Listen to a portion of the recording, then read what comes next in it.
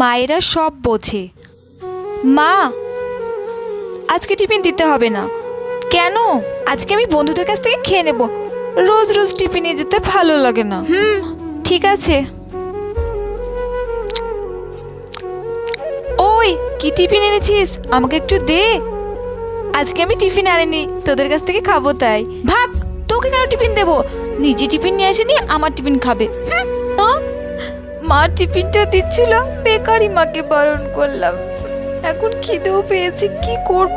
স্যারকে বলে বাড়ি চলে যাব, ভালো লাগে না। কি করব? কি ব্যাপার, ব্যাগটা তো শক্ত শক্ত লাগছে কেন? ব্যাগের মধ্যে কি?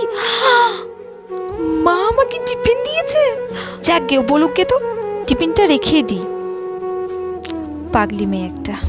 সত্যি মায়েরা সব বোঝে। থ্যাংক ইউ মা। ভিডিওটি ভালো লাগলে লাইক করে অবশ্যই সাবস্ক্রাইব করে দিও।